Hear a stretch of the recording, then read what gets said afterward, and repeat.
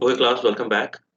And we'll be continuing where we left off. And we were talking about some introductory part about the importance of literature review and how it can really help you in uh, achieving relevant gaps or retrieving literature from the different databases we've talked about in the last lecture, and how to write the keywords to retrieve the results.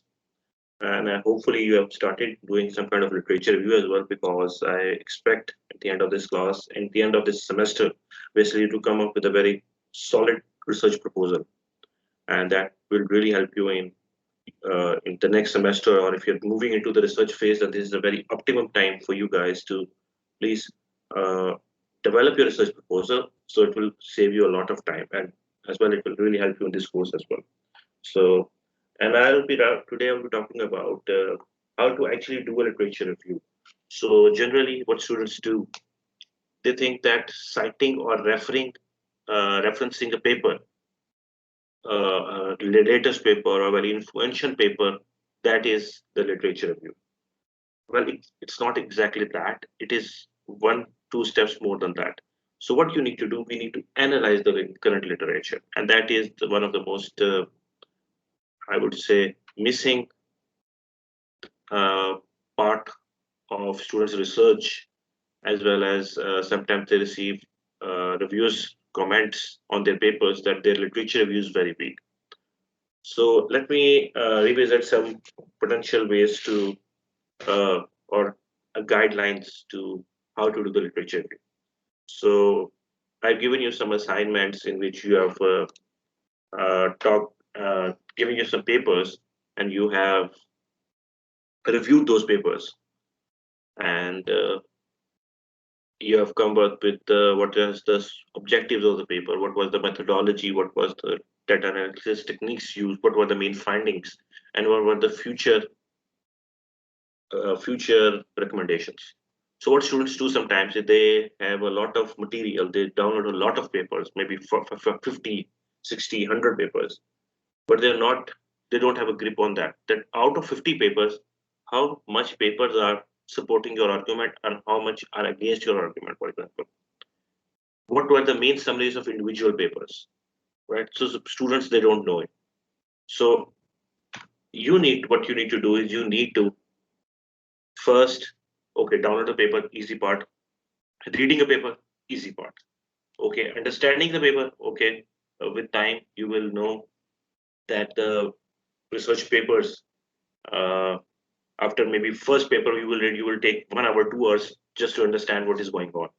And then when you start reading papers more and more and more, what happens then, it becomes a very good habit. Like in 15 minutes you can easily read a whole paper, right?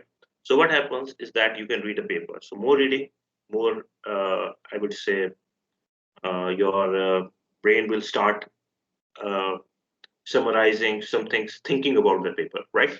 So once you have downloaded the papers, let's say you have downloaded 20 to 30 papers. Now, first of all, is you need to summarize all of the papers or all of the research ideas in those papers. You need to then synthesize, okay, these papers are arguing on these points, and these papers are arguing on this point. And then maybe you start critiquing, okay, this was missing in the first part of the paper, maybe this was could have been improved like this. And then you start comparing different ideas or different, let's say, data collection techniques or data analysis techniques. You start comparing them.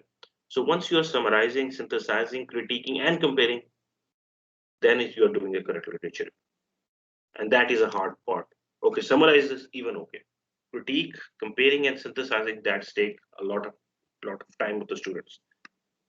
So what do I mean by summary and synthesis? So first of all, you need to find what are the key findings of the different studies which are relevant to your study. You have already finalized your objectives. Now you need to know what the current literature says about those objectives. You retrieve papers related to your objectives or your study. You synthesize it. You summarize it, and you find some key findings. Then you would immediately know that what are the current trends going on this current topic which I've already chosen. What are the arguments or concepts being used in this phenomena? And what are the existing theories which supports or negates or sometimes not directly, but indirectly, some theories also links to the certain phenomena. So you need to identify what are the debates or theories, current theories in that, and what are the common methodologies. Common methodologies are adopted to resolve or to assess this or evaluate this phenomena. Okay. Now, sometimes what you need to say, like if you're summarizing something, this kind of statement you will find in research papers that that person demonstrated, or early works of this and that. They compared algorithms, additional work by deals with. So what you're doing now, you are summarizing everything. You're linking all these studies together. You're not putting one study of Ali and you're just summarizing that Ali did this and then he did this and then he did this and then he did. No, you need to compare it with other studies there. Like Ali did this, but this study by John did this. So you need to have your language really tells you that how much good literature you have done. So just another I would say a quick uh, tip for doing a literature review. So first of all, you need to identify what are the major works in your topic. Who are the influential authors? Which are the influential uh, studies which are many times people have used the word seminal, seminal, seminal works of research. Like you need to identify those major works like ABC. These are the major studies being conducted in the topic. Then you say, okay, what were the spin-offs of that studies? Like based on study A, B, or C, more studies were developed. Okay, they tried to relate this. They might have tried to add another aspect, maybe new dimension, new indicators, new type of methodology, new way to new approach to see what kind of phenomena, how it behaves or something, right? So different studies have tested the same major study from different parts. For example, I'm talking about a study of resilience. Well, one of the most major study was in 1979, resilience by Holling. So that study was basically in environmental sciences, ecological sciences. So from that resilience study in 1979, that was a major work. That was then copied into the context of development studies, also in the environmental studies, and then it evolved into something different. So you need to start with those major works, and that might be very old as well. They might be 1970s, 40s, 50s. So sometimes that you need to cite those major works as well, because those studies pave the way for current research. So those are the major works. So of course, then there are spin-off some case studies to prove or disprove or argue or to improve that major work. So there you will need to identify them. And then you need to put something like, okay, these are the studies which have already been done in this context, but I've not found a study which have analyzed the concept proposed by uh, author B. Okay, and rest of the studies have also now tried to explain that how B is happening because of this and this. So that is something new. This means you have now identified a literature gap. So this is a very important point. So you can start like first this definition was given by this person, so that was a major work. But another major work they disagreed and they said no, this definition is wrong. This need to be updated. Another study they said that okay, study with we agree with the author, first author, the previous study in 1984, but we need to add these things so it will be more refined. And then another study came that no, disagreed. So you don't need to only pick the arguments which are in favor of you. You need also read why some people or some researchers are disagreeing with this phenomenon, right? So you need to see the both pictures before giving your own definition or giving your own understanding behind a certain thing. So the comparison, what it does, it evaluates the strengths of weakness of any work. Of course, we have done comparison critique, and then do these studies relate to them to each other or not? So you need to identify to compare something. We need to relate that maybe these two studies are based on that, and sometimes in latest researches You can even find some sentence in literature review. If you go into the papers, it will openly cite that we are basing our works based on the definition proposed by researcher X. Okay, so you need to start looking at that. Uh, Sometimes they also propose that whatever they have find, are they in, are they, did they test it, or are they just um, like findings were saying, and they were kind of discussing and saying that okay, because of this and this and that, we can do this kind of studies in the future. So maybe you can pick it from that, and that will really help you in choosing your own topics. And different findings, when you're comparing, you find that somewhere some factors are important, but in other countries those factors are not important. So you need to compare those as well, and then identify what are the possible reason that factor X was significant in a first study, but not significant in the second study, right? So you need to also need to say, maybe because research methods have been evolved, a lot of like different techniques are there, advanced statistical analysis are there, and now artificial neural networking and machine learning is there now. So these research methods have been evolving.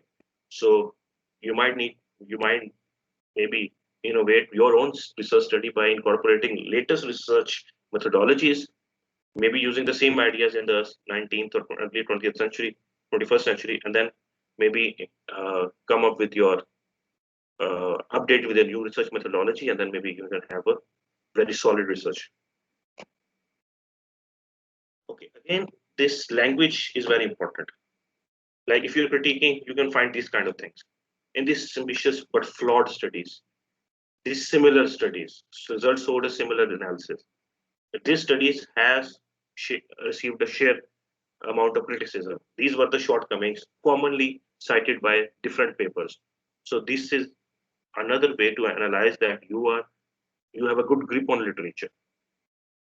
So these are some of the keywords. So keywords really tell you that how much good grip you have on the literature.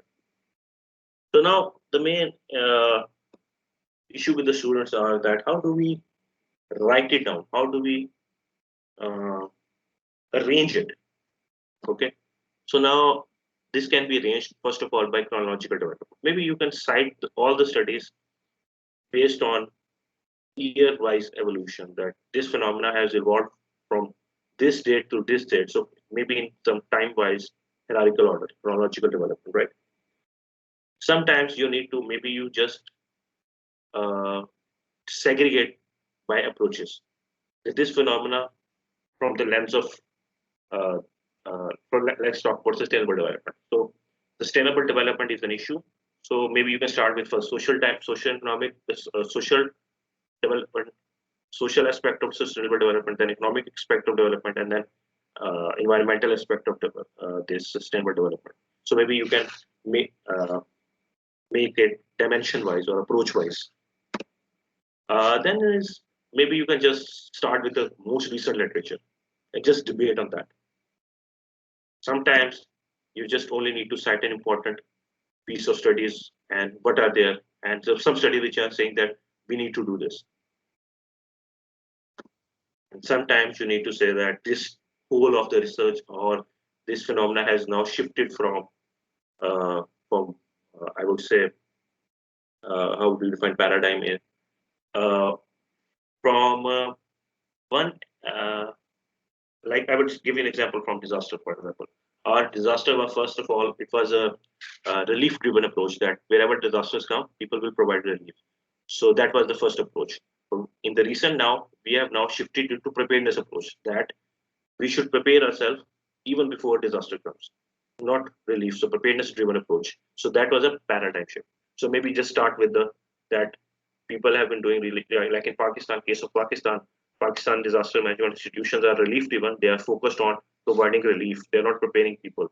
So my study what is saying that these are the methods from which our institutions can move from a relief driven approach to a preparedness driven approach. So that is, you are demonstrating kind of a paradigm shift. And so that At the end of this literature review, you need to demonstrate that what do you know about this field, right? What researchers know about this field and what researchers do not know, and they're still arguing on that. And then you need to say why should we study the topic, and then of course that will say this is what will my study will contribute towards the current literature. So that is a very important thing, that finding out contribution gap is one of the most difficult part. So unless you have a good literature review, you won't be able to find a very good research gap. Yes, so any questions, class, till now? Any questions? Yes, Suzanne, please. Sir मुझे सिर्फ kindly ये बता दें कि मुझे नहीं पता मैं सही पूछ रहा हूँ कि नहीं, लेकिन रिसर्च अभी ये जिस तरह प्रपोजल बनाने के लिए क्या ये हमें लिटरेचर रिव्यू वगैरह से सब चीज़ों से गुजरना पड़ेगा?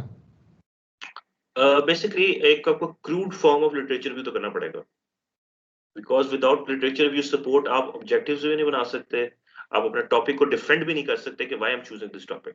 So you need to have a support of literature review. Of course, you won't have a very in-depth or a critical review of the literature, but still you need to have some kind of basis of literature review, some basic level analysis. Clear is all? ठीक है sir. Okay, thank you. Okay, now I'll move into the operationalizing part, in which we'll be talking about how you're actually going to have a write-up about this. So first of all, very key point is you need to paraphrase everything. So it will also save you from plagiarism itself, and then it will also give you confidence that you know about this literature. So once you start writing about something, you will also have a grip on that. So one study you have, let's say a study by X. Now you have read it, these are the objectives, and then you think about the study and write it in your own words. And once you write it in your own words, this tells you that you have a very good grip on this particular study. So paraphrasing is very important. And some students are, should it be like longer? Should it be like the same size? So I suggest that it should be same as the original source. Okay. Again, everyone has their own pace, have their own style. So some of the key issues, key techniques would be like this.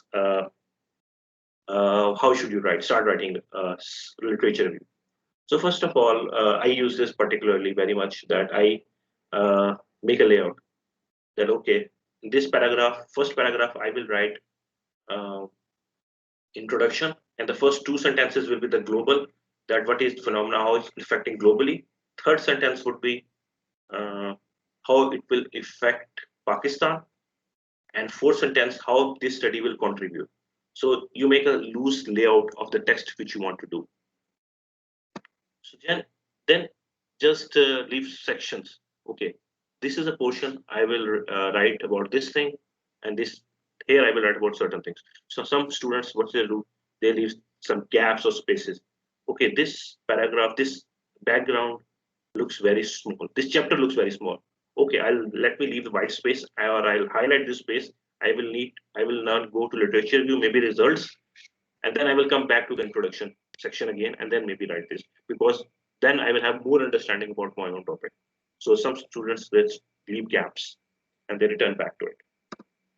I extensively use the help of headings and subheadings. So just put out headings that here I will write about this thing. Then these are the possible potential subheadings, and here I will, like, you can make a table of contents, like, so that will help you out. Some students, like, they paste text boxes, so they need to and copy paste some quotes from a particular research study or a particular person as well. So text boxes are there. Graphics, leave a space for graphics, so you focus on that. Okay, you need to add this conceptual framework, for example, here. So you need to add figure over here. Okay, chapter 3. Okay, I'll write research. I'll try the methodological framework over here. Okay, chapter 4, okay, study area. Okay, now I need to have a map, Pakistan map, or showing location of my own study area. So I leave it for that. Uh, some students like how should it be, uh, long should it be? So they also use help of pages as well. That how many pages you need to write. For example, again, it's very relative. But students do say that, okay, sir, how long should it be the chapter? How long should it be the literature review? So again, it depends upon the different context. So numbering system can really help you in that as well. Or you can then prepare a final. You prepare a checklist. You're writing a report. You say you take notes on a checklist. Okay, I need to recheck grammar. I need to recheck references. I need to, you write it on a checklist, and once you finish your draft, then you start working on your checklist. Okay, I wrote that this study was, I might have misquoted it. Let's recheck it. So you go and perform the checklist, and that would also help you out in literature writing, literature. Okay, now these are different narratives or approaches to write. So maybe like logical progression. So that can be chronological as well. That okay, study by this, they said this, they said this. So logical progression. Maybe you are summarizing the issues. Maybe you are debating on certain things by different studies problems, and maybe you are coming up with a different framework in which you are synthesizing the problem in different scenarios and then concising into your own study. So these are some different how to write, which approach to use to write certain things. So again, it varies according to students or the researcher, whatever they find more easy to do. Okay, now information management. Now that is one of the most crucial, another very important part, in which you, how do you keep record of all of these your papers, 40, 50 papers? How do you manage it? So, printing is sometimes students, they don't like to read PDFs on the computer. So that is, so some students, you cannot focus on that. So what they do, this print it out and make notes or highlighters they use. So everyone, again, students approach is different, how they're going to be managing it. So some studies, for example, I'm very much against this printing. I'm not, to be frank, I discourage paper use. Uh, but sometimes when I'm traveling to, let's say, from nurse to my home, I need to pass some time, so I just print it out at that time, and that helps out. And sometimes what happens that uh, I print it out just to keep a record of it, uh, and just read it at my own convenience. Or sometimes when I really want to focus on certain studies, they're very important, then also you print it out. But again, it's up to the students if they want to print it out, make notes cards of it, make a list of computer, or use a software. So I hope that most of you have already know EndNote or Mendeley. That is a database software manager, or sometimes called reference manager as well. So that can be used. And in the later part of the study, I'll give you a quick uh, introduction about this citation. So we'll have a small workshop on that as well. Okay. Another tip is that for good literature review or research, keep your researches up to date and summarize the paper you read. Once you say that, okay, this is very important, I'll copy paste it into this folder, and this folder is named important papers. But once you have downloaded those papers, put everything in important, and when you open the important folder by the name of important, and then you see 50, 60 papers in that folder, then again you need to start from zero. You need to again open one PDF and then read, find out the relevant information, and then say, oh, that is why I said this is important. And sometimes you say, that was important, but what is it? This is important. I could not find it. Maybe 6 months back, this was an important study, but 6 months now, no, it's not that important.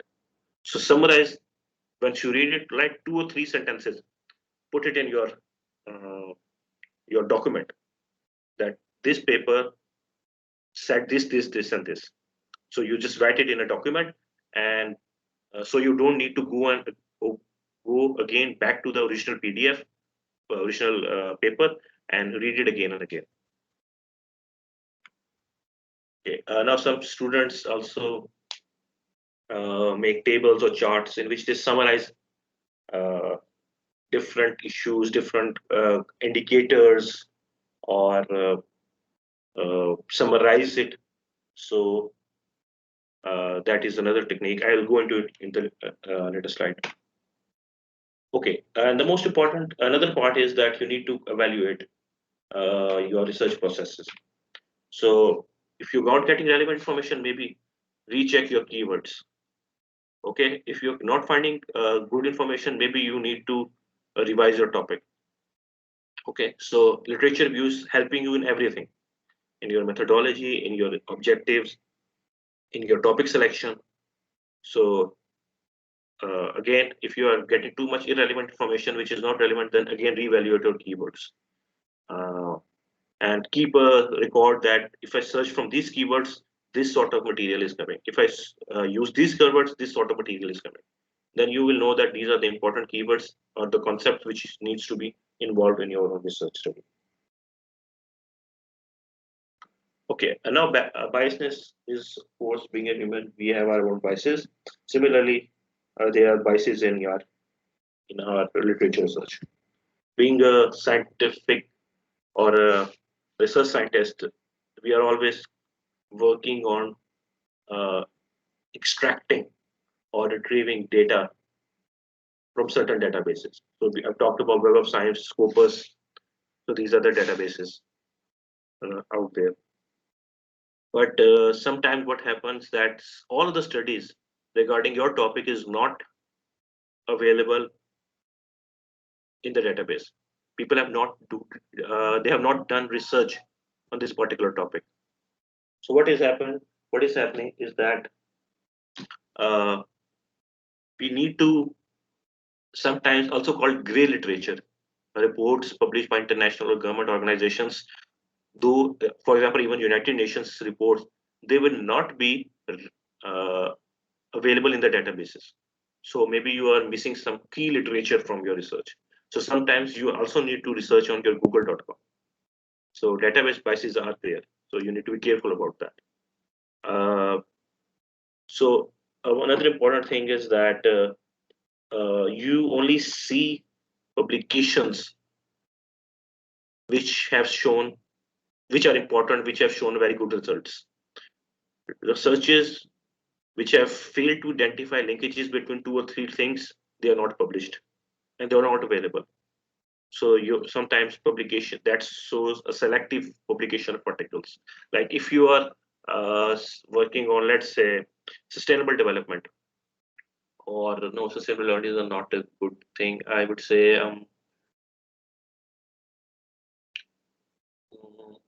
okay, social protection is a terminology like poverty reduction programs, right? So in the uh, larger bracket, it's called social protection. Now, whenever you are going to be researching about social protection, you will always see, or majority of people will be advocating the use of social protection against external threats or poverty. But you will not find studies or articles which are against this social protection phenomena. So there is biasness in research as well. So you need to be careful. And of course, in sometimes language biasness that we always research, we can only read research papers in English language, and most of a good literature review, especially in some philosophical sciences, or they are good literature in Italian, Spanish, and German.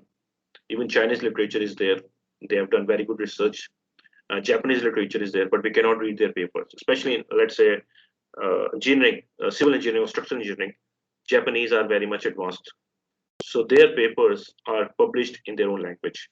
And we cannot read the language. And maybe after 2, 3 years, 4 years, 5 years, a person uh, does a PhD from Japan on the same topic, and that person then publish in an English journal.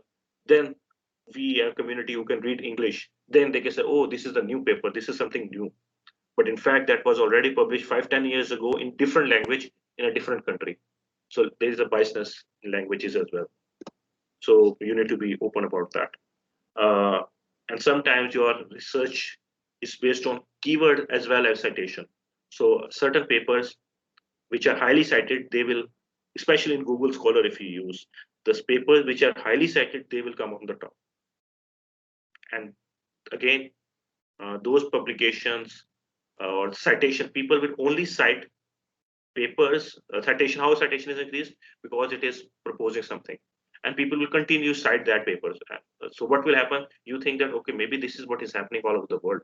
And you just use that paper as a basis as well. So citation is there. So biasness is there. Okay, some other guidelines like in the paper, do not use contractions. People, doesn't, won't, is like this kind of it. Does, you should use does not or will not instead of won't. Do not use first person that I did this research, we found that, I'm doing this.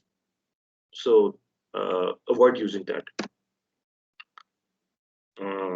So some students just put abbreviations without giving full definition of what is full name of this abbreviated forms. Another general rule is most of the papers they say this as well, that if you are using less than 9, then spell out the number. Like if you're writing about there were like 2, then you need to write TWO. So you need to spell it out. Avoid slang, colloquialisms, and idioms. So just avoid unscientific, basically, language. Make sure that that whatever that I found this in many students' cases, that they're citing a study, but once I want to read about that particular study, I open the references list or the references section at the end of the thesis. I cannot find that reference. So make sure you're properly references. Be consistent with the verb. If you're using past tense, continue to use past tense. If you're using present perfect, then stay with the present perfect tense. So be careful about these tenses as well. And try not using quotations. It is sometimes you need to quote certain definitions, but try to reduce those quotations. Okay, just some quick plagiarism. Most of you would know it by now, that just copy pasting someone else or from internet anywhere, or using someone else. Now that is a important thing, that using someone else's results without permission, using their diagrams or their I would say methodology even. So if you are using a methodology proposed by someone, you need to openly quote that reference. What happens is that sometimes students do not, if they are not doing it, you are conducting plagiarism. Appropriately, I would say, give credit to the person who has already done research on this. So you need to cite that person. So you need to quote their figures. Then you also need to mention that this was adapted from the research of this and that. So that is, unless that, if you don't do this, that is plagiarism. And then again, some issues is that students sometimes they are too much vague, or sometimes generalize this too much. They provide very vague sentences. They are not. They've not included a large number of sample sizes. They're not used important studies, so they have only used selective studies. They provided insufficient information or irrelevant material, and most one of the thing is that very, even sometimes I feel sometimes that I don't quote studies which are contrasting or which are contradicting my own findings, but that is remains a challenge, and that's difficult to do, but we should do that as well. Or sometimes, I have talked about that students did not talk about recent research because they did literature review back in 1 year back, and they did data collection, and then they did data analysis, and that resulted in maybe waste of 1-2 years, and the literature review is not updated with the current trends, so maybe their research literature is old. So omission of recent works is there. So assignments.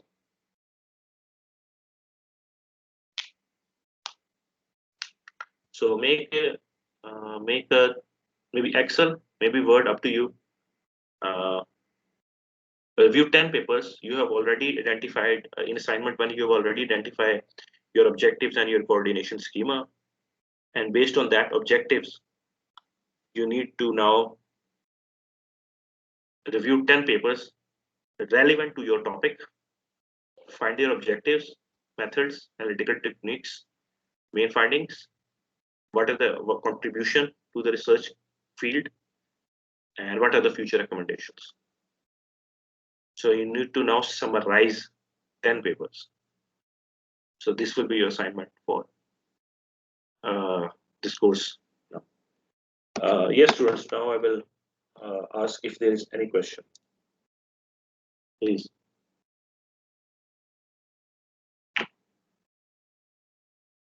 Any question? Yes, Samut, please. अच्छा sir, मैंने ये पूछना था कि जो literature review हम करेंगे sir, तो उसको जब साइटेशन वगैरह के लिए वो हम बाद में पढ़ेंगे, उसके हवाले से किस तरह से साइट करें किसी वर्क को? आप पूछना चाह रहे हैं साइटेशन मैनेजर? नहीं सर, मैं पूछना चाह रहा हूँ कि मतलब जो लिटरेचर रिव्यू हम करेंगे तो उसको जब हम टेक्स्ट में लेके आएंगे या साइटेशन में, तो उसका फिर हम अलग से पढ़ेंगे आगे या वो इसी में डिस्कस होगा? देखिए, वो मैं बता तो चुका हूँ ये अभी कि how to write, how to do compare and critic, how to synthesise and summarise, वो तो मैं आपको बता चुका हूँ। वो तो आप जब चैप्टर लिखेंगे तब उसमें आपको हेल्प आउट होगी. For this assignment, you just need to just read one paper and then summarize it according to this table in this matrix. जो आप बात कर रहे हैं वो तो आपको in depth जब आप write up करना शुरू करेंगे, then you need to do it, and that has already been mentioned in today's lecture as well. I think you missed it, or maybe I don't understand your question. And Samat, do you have any question? Anything? Have you understood what I said? Yes sir, लेकिन मैं वो methodologies की बात कर रहा था जिसमें जब हम कोई 2 ऑथर्स होते हैं, 3 ऑथर्स का हम वर्क आउट करते हैं, तो वो जो मेथड्स होते हैं ओके ओके ओके ओके, हाँ हाँ, नहीं वो तो उसको कहते हैं रेफरेंस मैनेजर ना, ठीक हो गया. So we will study that in later, जिसको हम कहेंगे, let's say call it reference citation workshop कहते हैं, रेफरेंस मैनेजर मैनेजिंग क्या. I'll give you a quick review of that software. I personally use Mendeley, so we'll use that in maybe in the next 2 or 3. After 2 or 3 lectures, we'll use that. Then you will know that where to write 2 or 3 letters, when to write at all or something. So yeah, I understood your point. So that reference manager will tell you that. Okay, student, any other questions? I will upload this assignment on LMS. And students who have not yet submitted assignment 1 or exercise 1, I called it last time. Please upload that as well. Yes, Sampath, please. Sir, इस assignment में जो है 10 papers जो हम review करेंगे, सब के अलग से उनके ऑब्जेक्टिव्स, मेथोडोलॉजीज और ये सारे अलग-अलग से डिस्कस करने होंगे? जी जी बिल्कुल. Yes, Rizwan. सर असाइनमेंट 1 कौन सी थी, sorry? Objectives and coordination schema. उसकी तो डेट 14 नहीं? 14th. चले, जिन्होंने नहीं करवाया वो करवा दें. अच्छा ठीक. जिन्होंने करवा दी वेल एंड गुड, जिन्होंने नहीं करवाई तो भी करवा दें. So okay, I'll stop the recording.